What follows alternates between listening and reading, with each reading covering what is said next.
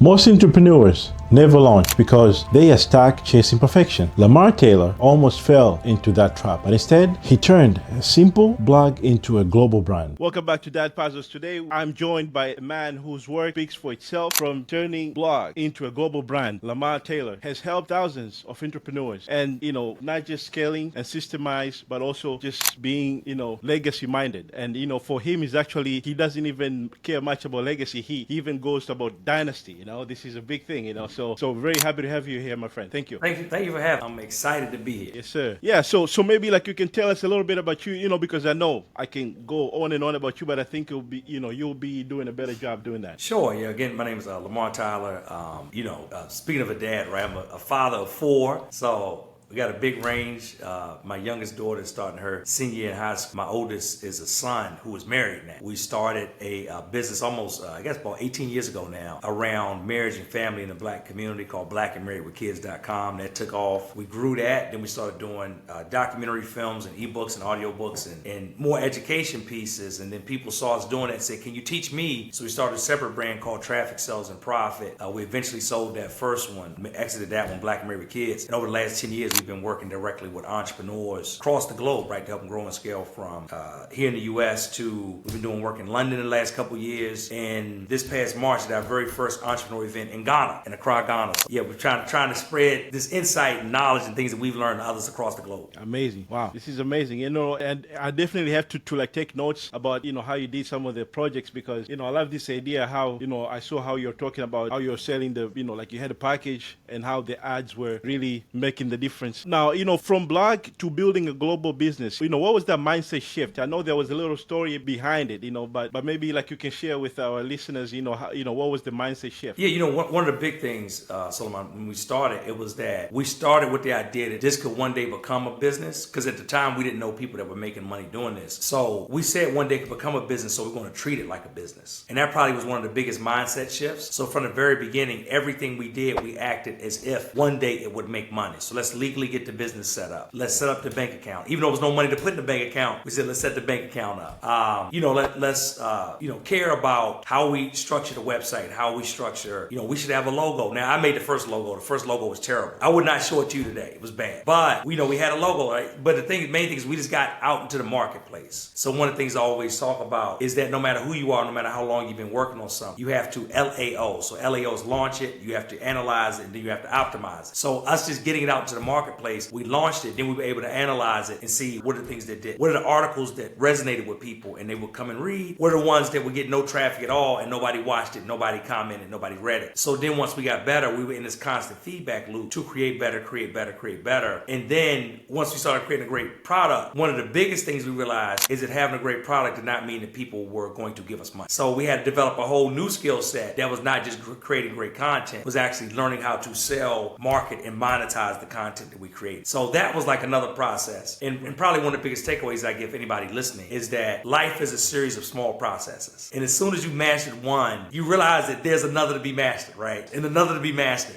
And that's whether it's in business, in your personal life, in your relationships, in your parenting. Like right when you think, okay, like all I gotta do is learn this thing, you realize it's another thing on top of that. So we just kind of moved through that process. And then as we got visible and we started getting success and people saw us go from a husband and wife that were working the business from their bedroom at home to now you have an office, to now you have a team, to now you have like 40 plus writers. People started asking us, hey, can you teach me how to do that? And then that's how we kind of transitioned to this. And now like to where we are today, it's always just about, like I said, we start doing these international events. So now it's about, hey, this information that we have that we can help people is not just limited to people here in the U.S., right? We can use this across different geographic boundaries. And a lot of people need the information that we have. Let's go out and help them. Amazing. Wow. There's so much that you have shared there that needs to be unpacked. But I think the two biggest ones that I'm happy you shared is the business of things. A lot of times we lack the knowledge of business of things. Let's say, yes. like in medical school, people, they're not taught what's the business of medicine, like. Correct. So, Yes. so I'm happy that you share this because, there's a learning process that needs to be done. And you guys went through that, and Totally. And like you said, I mean, we have a lot of clients that are doctors and they say just that. They say, hey, we went to medical school, but they didn't teach us how to run our own practice. They just told us how to be doctors and work for somebody else. And we may get great salaries, but we're still employees, right? And we deal with like some of the limitations that employees have. And it's the same thing across different disciplines. Even, we have a lot of clients that have, they went and got their MBAs and they said the MBA doesn't teach me how to actually run my own business. It teaches me how to be a consultant in someone else's business or corporation too. So it's not something that a lot of people are formally taught, even though they think they're getting formally taught this. So like I said, even though they have great expertise and you can have great product, great service, they need to learn how to sell. They need to learn how to market. They need to learn how to attract and bring in leads and to be able to convert those leads into customers. Amazing. And another thing also is about the speed, how we have to, like in entrepreneurship, it's better to be fast and get things done. And then Yes. you iterate, which is your formula you just shared. That's one of the biggest, I think, the hindrance of, like making it for a lot of people that are having these careers and they're successful because they always want to have this image of, everything has to be perfect. So maybe can we, maybe share some light, share some light on that to people that always want to do something, but they end up not doing much because they think it's not perfect. Yeah, that's exactly it. Because too many times people have just like constraints around perfection, and they never can get the business launched. Too focused on what the logo is. Too focused on what the website. I told you a minute ago, our website at the time was terrible. It was ugly, but it was out. Like that was the main thing. It was out in the public. People, could attract to the content. And then as we grew and I could afford it, I hired somebody else to make the logo. And I hired somebody better to make the logo. And we updated and refreshed the logo. But the logo was not going to be what held us back from getting into the marketplace. So with perfection is one of the things I talk about often is how can you just get started? Because so many times they want to know what is the path from where I am to all the way to the finish line. But if the finish line is 100 yards down, and I give the analogy of it being foggy out. If it's foggy and I'm driving my car,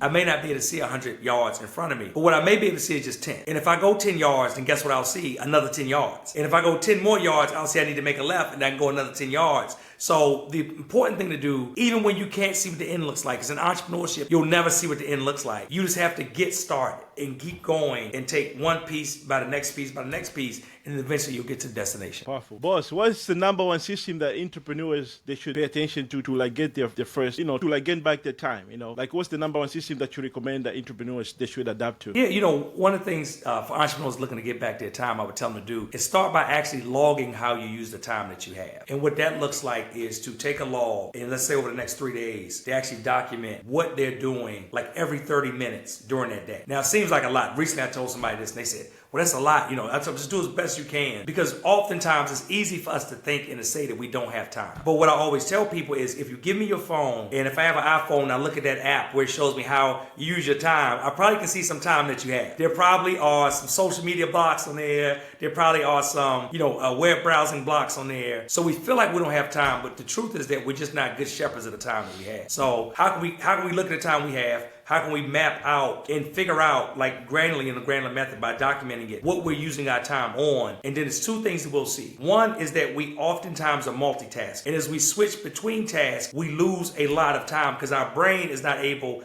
to just move from one thing to the next and efficiently do it in an efficient process. So can we just block those similar things together so we just laser focused on it and not going into email, not stopping and checking a chat or a text, but just getting deep into the work that we do so we can be more efficient. It's for anybody listening. It's like when you get into a deep work group and you're like in it deep and it's working well and like you don't want to be stopped and like everything is working and firing. You can't get in that level of work if you are stopping every few minutes to check, do something, to talk to somebody. So it's kind of time blocking off, looking at the time you spend. Then another thing I ask everybody, I heard this one time and I loved it, is can you get up 30 minutes early? Every time I ask someone this, they says yes. I say, can you stay up 30 minutes later? Every time I ask someone this, they say yes. I said, if you just did those two things, that creates an hour more per day, 5 hours more per week, Monday through Friday, and that's 20 to 25 hours more per month. So now we're talking about hundreds of hours you've just created per year to directly work on your business or whatever it is your goals are. Powerful, yes, because that's one of the problems when you're the first time you're about to leave your 9 to 5. I have no time,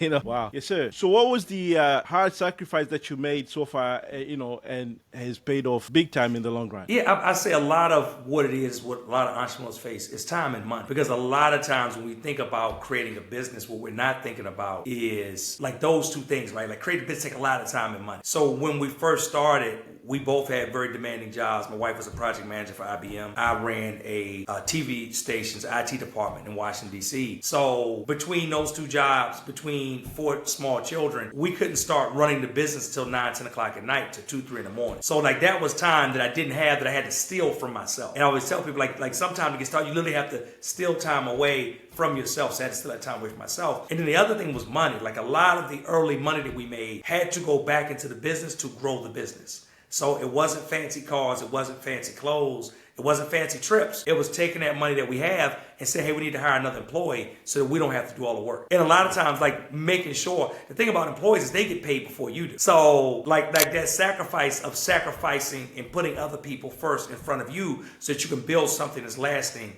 and something that's larger and bigger, and not making sure that you're just creating another glorified job for yourself. This is powerful, and I'm very I'm inspired by what you say, because recently I was invited to write a chapter on to co-author a book, and one of my talk there was automate, delegate, and then hire. Like I was trying to inspire folks to do that so that they can focus on what really matters in their business. However, my recent talk with one of the 2 gentlemen, one was helping people with the colleges, how kids that can get into colleges, and we're talking how we don't have the knowledge of how we can run things as entrepreneurs. And also now this kind of gentleman, he was talking about how we can invest in our people that we're employing, their their retirement money, because this is a very important thing. And for entrepreneurs is different numbers, so that changed my my perspective, and I think it's something that is very important that we need to look into early, which we have done.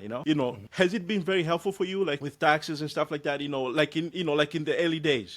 Of what part? Of like hiring other people and bringing people on? Yes, and also having them to have the retirement account, because when you do that, then you have this loyalty going and everything else. Was it like that for you, or how did that go for you, my friend? Yeah, so we had to eventually get to that point. So one of the things I tell entrepreneurs as they start to build team, benefits around it, which is retirement, healthcare, dental, all those things like a regular company or corporation. But we also had to build them at our own pace, because a lot of times you may go in and you're used to working for a corporation, and you say, in my business, we're going to do all these things, but you have to make sure you have the money to actually maintain those things. Because once you roll them out and someone takes a job with you, you can't then take it back and snatch it back and say, sorry, we can't provide those things. So we grew into it with first vision and dental, and then maybe life insurance, and then, healthcare. But then as we got deeper in the actual business matured, then we added on like retirement savings, right? And now we have like a robust 401k package. And one of the reasons that we did ours, like our business is in the business of making entrepreneurs money. So through our traffic, sales, and profit brands, we work with over 250 now 6-figure companies, 73 7-figure companies, 2 companies who help reach 8 figures in business. So our employees literally see people generate and build wealth right in front of them. One of the things that we wanted to make sure of was that they weren't left out of the wealth that we help create. So, internally,